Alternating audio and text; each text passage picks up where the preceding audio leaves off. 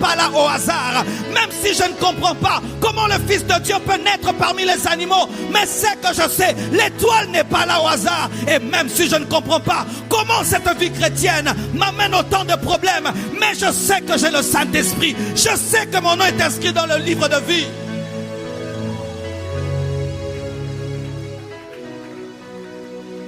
Ce qui est important,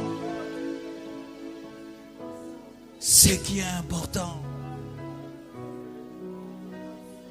ce qui est important, ce n'est pas Isaac. Ce qui est important, ce n'est pas Isaac. Abraham le comprenait. C'est pourquoi il pouvait même offrir encore Isaac qu'il avait reçu. Mais ce qui était important, c'est le Dieu qui lui avait parlé. Quitte ton père et ta mère.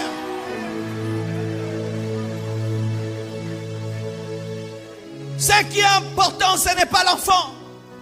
Ce n'est pas la voiture, ce n'est pas la maison. Ce qui est important, ce n'est pas ton voyage, ce n'est pas le travail. Ce qui est important, c'est Jésus.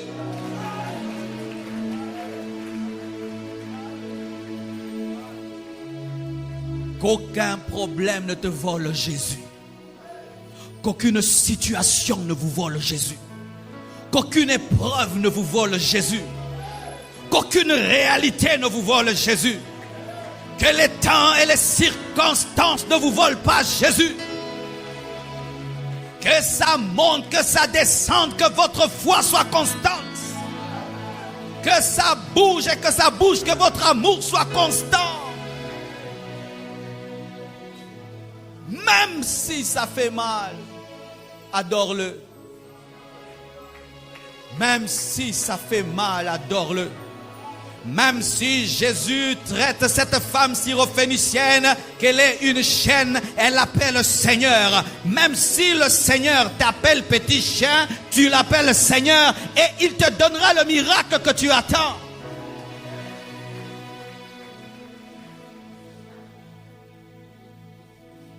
Des fois, la vie chrétienne est comme Élisée qui poursuit Élie. Tu cherches Élie, mais lui te repousse. Tu veux être un bon disciple, mais lui te repousse. Tu veux son onction, il te repousse. Reste ici. Reste ici. Ça, c'est quel genre de maître qui ne veut pas d'un disciple? Mais jamais, jamais Élisée n'a été découragé par les oppositions d'Élie. Il disait, ton âme est vivante. L'Éternel est vivant, je ne te laisserai pas. Même si des fois, tu sens comme si tout te dit, abandonne. Dis, Dieu est vivant, je n'abandonnerai pas. Si je mourais en train de m'attendre à lui, je mourrais, mais je ne lâcherai pas. Si je mourais en train de l'adorer, je mourrai en train de l'adorer. Je ne lâcherai pas. Lorsque tu atteins ce niveau, le diable ne peut plus rien te faire. Il ne peut plus rien te faire parce qu'il sait que les hommes lâchent lorsqu'ils ne comprennent plus rien, lorsqu'ils n'ont plus un intérêt. Mais lorsque tu deviens un homme qui peut adorer sans rien, Satan cherchera quelqu'un d'autre parce que toi, tu es mort. Rien ne te touche, rien ne t'atteint. Mettez un mort dans un cercueil, chantez ses louanges, il reste calme. Insulte-les, il reste calme. Mettez un beau drap, il reste calme. Mettez un mauvais, il reste calme. Enterrez-le dans un mauvais cimetière, il est calme. Mettez-le dans un bon cimetière, il est calme. Il n'est pas touché par ce qui est autour.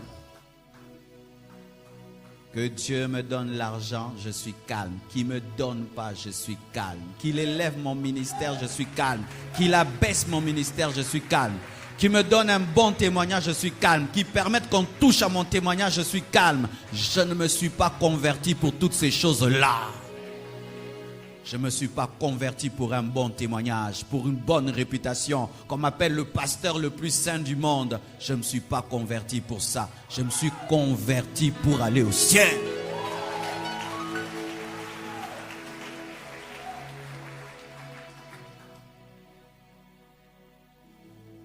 Frères et sœurs,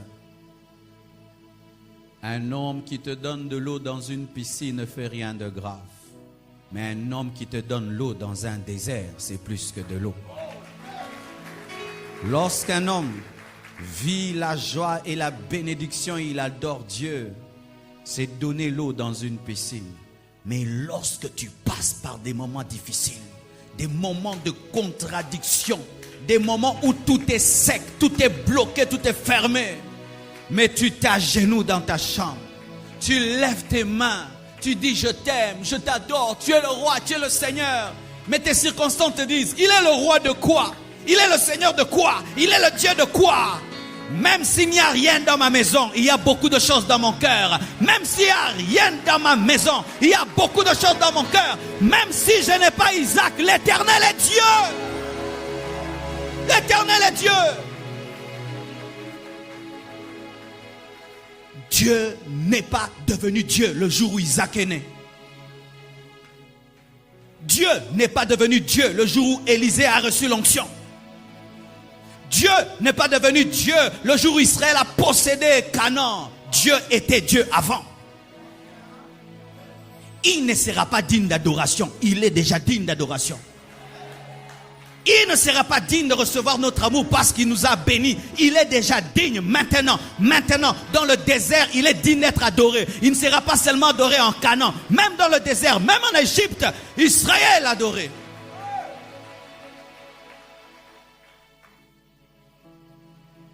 Frères et sœurs, ça c'est un niveau qu'il faut atteindre.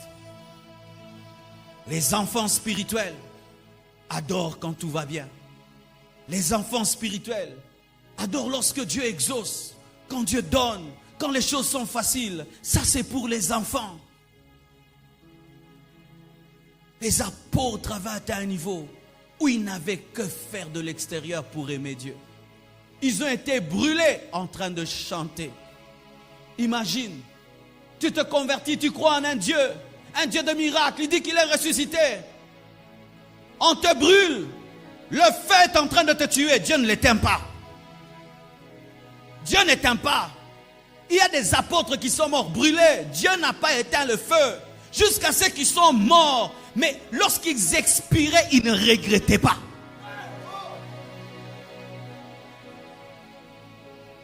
On lapide Étienne. Dieu ne barre pas les pierres. Toutes les pierres l'atteignent. Toutes les pierres l'atteignent.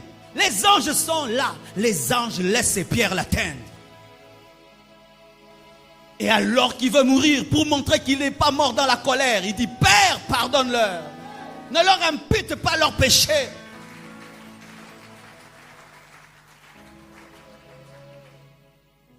Des hommes qui ont vécu dans la sainteté. Ils n'ont jamais pris la femme d'autrui, ils n'ont jamais volé. Ils ont prêché l'évangile pur. Mais comment ont-ils fini? Sciés, décapités, jetés dans des fosses aux lions. Ils n'ont jamais regretté. Jamais regretté. Jamais regretté. L'Esprit me dit de te dire ceci. Lorsque l'homme passe par des moments difficiles, il est toujours amené à croire qu'il est le seul à souffrir sur la terre. Regarde un peu à côté de toi. Il y a des gens qui souffrent plus que toi, mais qui ont la joie que tu n'as pas. Ils ont un bonheur que tu n'as pas. Ils peuvent adorer alors qu'ils souffrent plus que toi. Et lorsque tu passes par quelques difficultés, souvent, notre égoïsme nous amène à croire que nous sommes les seuls à souffrir. Mais lorsque tu lis la Bible, il y a des hommes qui étaient plus saints que toi, qui avaient plus de foi que toi, mais ils ont traversé des moments difficiles, mais en chantant, en louant, en bénissant Dieu. Oh, mighty God. Lorsque tu lis les psaumes, toi tu es content, mais celui qui écrit les psaumes, les a écrits dans quelles conditions? Lorsque tu chantes les cantiques, les psaumes de David, certains psaumes écrits par David, c'était lorsque Saoul voulait le tuer. Il a reçu l'onction. Quel est son péché? Il a vaincu Goliath, c'est ça son péché. On commence à le poursuivre dans le désert. Lui qui a l'onction commence à dormir dans le désert, dans des cavernes, Mais il chante des louanges. Il adore Dieu. Il dit que sa confiance est en Dieu. Il chante des psaumes alors que il vient de faire le bien. Il vient de délivrer Israël de Goliath. Voici la récompense qu'on lui donne. Il commence à fuir, mais en fuyant, il adore. Il adore. Il bénit Dieu. Aujourd'hui, ces cantiques nous bénissent. Mais dans quelles circonstances ils ont été écrits? Abnego, Meshach, Shadrach ne se plaignaient pas dans la fournaise de feu. Daniel ne se plaignait pas dans la fosse aux lions. Arrêtez de vous plaindre. Vous êtes en train d'échouer à l'école de Dieu. Arrêtez de murmurer. Vous êtes en train d'échouer à l'école de Dieu. Arrêtez de vous lamenter. Vous échouez à l'école de Dieu. Vous échouez. Ne présentez pas votre sainteté quand vous souffrez. Ne présentez pas votre justice quand vous souffrez. Moi qui fais ça, moi qui fais ça. Non, dis à Dieu, je te loue. Je t'adore. Si tu permets cela dans ma vie. S'il y a quelqu'un qui devait présenter quelque chose, c'est Jésus. C'est Jésus qui devait présenter quelque chose. Dire qu'il est indigne de mourir à la croix. Indigne qu'on le crucifie. Indigne qu'on lui arrache la barbe. Mais qu'est-ce qu'il a fait? Il est resté calme comme une brebis qu'on amène à la boucherie. Alors qu'il avait toute la sainteté pour brûler la croix. Toute la puissance pour tuer tous les Romains. N'échoue pas à l'école de Dieu. Ta vie est un champ de bataille. Il y a deux puissances qui sont en lutte dans ta vie. Le diable dit à Dieu, il va t'insulter, il va arrêter d'adorer. Et Dieu lui dit, tu vas voir, c'est mon enfant. Malgré ce qu'il traverse, il va m'adorer. Permets à Dieu de fermer la bouche du diable. Permets à Dieu de fermer la bouche du diable. Comme Job a permis à Dieu de fermer la bouche du diable. Permets cela.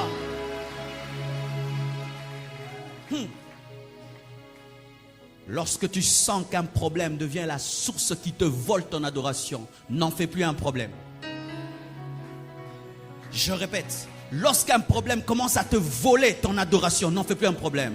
Dis à Dieu, ce problème, je ne m'en occupe plus. Moi, je t'adore. Si tu résous sa gloire à toi, si tu ne fais pas, moi, je continue ma vie. Je ne permettrai pas à une situation de me voler mon adoration. Je ne permettrai pas cela. Pourquoi je viendrai dans la présence de Dieu? Je veux adorer, ce problème me dérange. Je veux adorer, ce problème me dérange. Je veux adorer, il me dérange. Alors j'en fais plus un problème. Lorsque Léa murmurait, jamais elle n'avait reçu le bonheur. Elle a donné tellement de noms à ses enfants qui révélaient des murmures. Cette fois-ci, mon mari m'aimera. Cette fois-ci, mon mari m'aimera. Cette fois-ci. Jamais.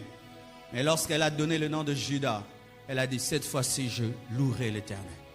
Je suis fatigué de rechercher l'amour de mon mari. Je suis fatigué de rechercher l'amour de Jacob. Je suis fatigué de me battre pour cela. Je préfère louer. Et celui qui l'appelle Judas, c'est celui qui engendre les rois. Et celui qui engendre Jésus.